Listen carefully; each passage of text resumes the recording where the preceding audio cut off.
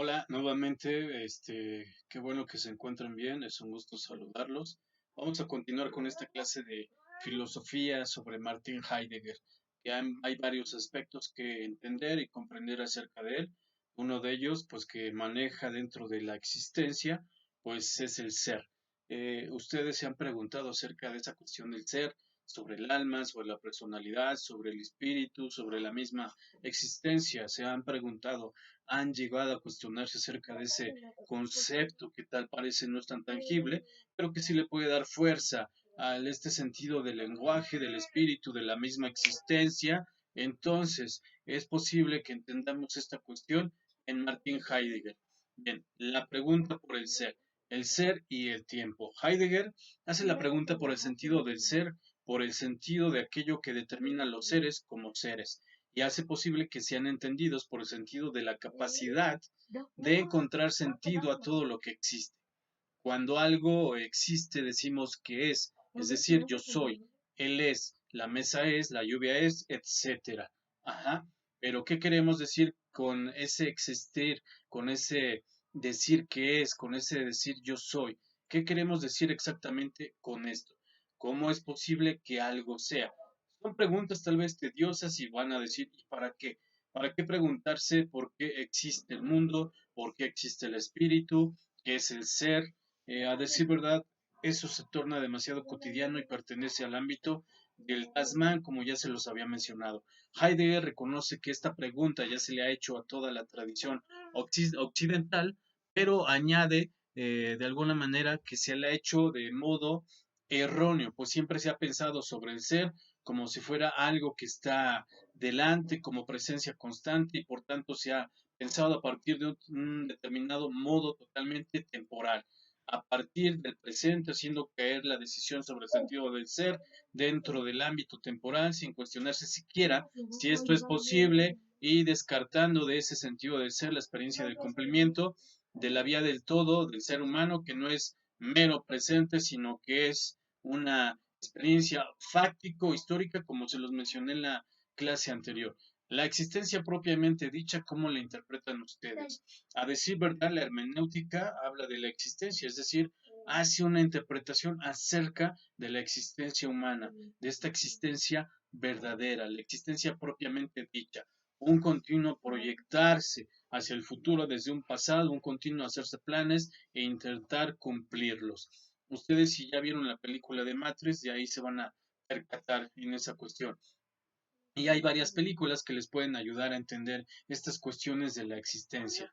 La meta de la obra, pues, será así comprobar si el tiempo es un horizonte posible para comprender el ser, si el ser se ha de dar necesariamente con el tiempo, y de paso intentar mostrar que esta búsqueda del sentido, es decir, del temporal del ser, solo se puede realizar desde la aclaración de la existencia fáctica de los seres humanos.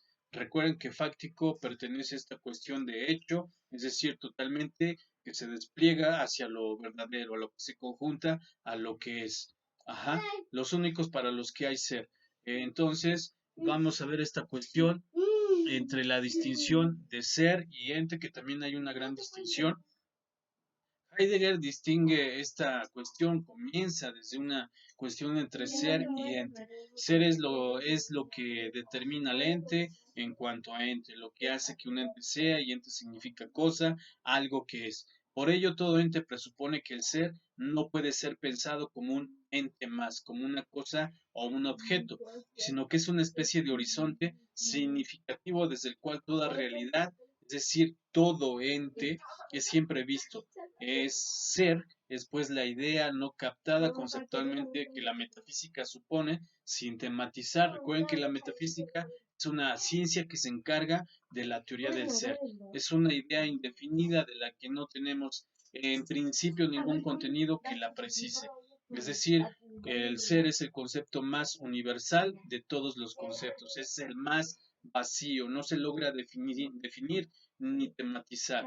Es una idea totalmente indefinida, ajá, pero que está de alguna manera actuando desde el momento en el que hay entes, cosas que son entes, es decir, este mundo está hecho totalmente de entes. En un significado anterior a todas las decisiones que la tradición ha efectuado sobre los entes y que han dado lugar a las diferentes ciencias o saberes, primero los entes tienen que ser, las cosas existen y presuponiendo esto, las diferentes ciencias acotan un ámbito del ser, un grupo de entes y de alguna manera pues los estudia. Por ejemplo, la física estudia los entes o cosas que se mueven y alteran.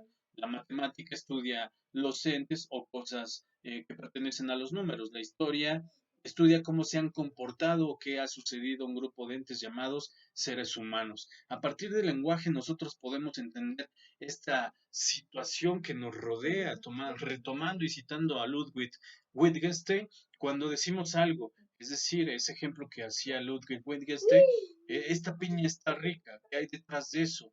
Sí, evidentemente es una idea, es una oración, pero detrás de eso hay un pensamiento. Entonces, cuando nosotros decimos el árbol es grande, ¿qué queremos decir con eso?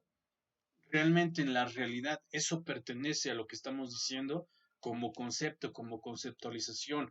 Abordamos al ente y la totalidad del ser del árbol a partir de estas cuestiones del lenguaje. Piensa en esa cuestión, si realmente lo que tememos como realidad es lo que entendemos como realidad, nuestra existencia es real a partir de que nosotros logramos pensar, a partir de que logramos conformar toda esta esfera, a partir del pensamiento, logramos abordar la existencia como tal.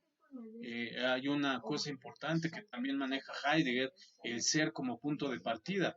Si la cuestión del ser es prioritaria sobre las otras y no se puede derivar de ninguna cuestión anterior, pues cualquier otra cosa o ente que veamos, pues ya es. ¿Cómo abordar entonces el ser? ¿Cómo se les ocurre a ustedes abordar el ser? Cuando ustedes se levantan, hay una intromisión, hay una breve inspección cuando ustedes se levantan, esa realidad que se parla todos los días a partir del lenguaje, hablan porque existen, existen porque hablan, ¿cómo es ese asunto? ¿Cómo sería posible la ontología o cuestionamiento acerca del ser?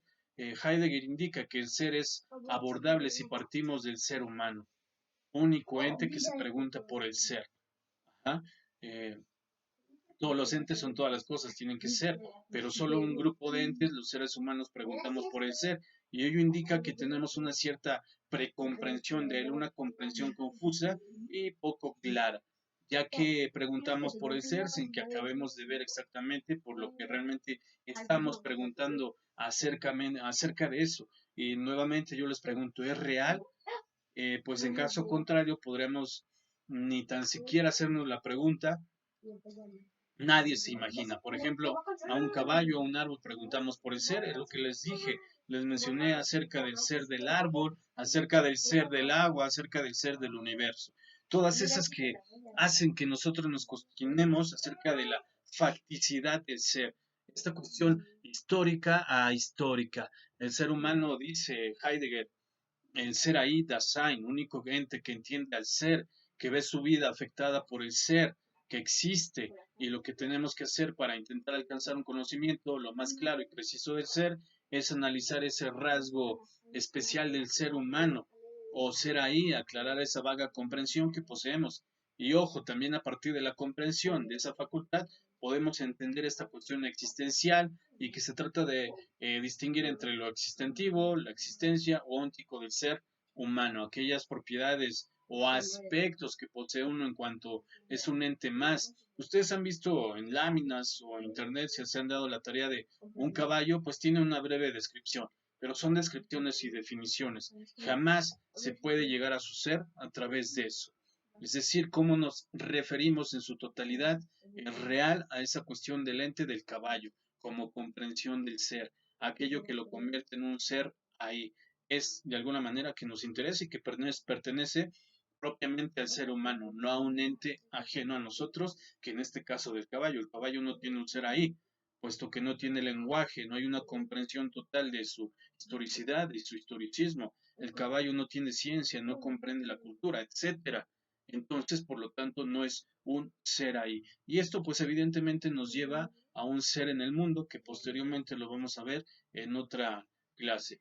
La actividad que me van a realizar, quiero que ustedes encuentren las propiedades que debería de tener la existencia. ¿Qué propiedades debería de tener la existencia como tal en Heidegger? Les agradezco mucho. Gracias.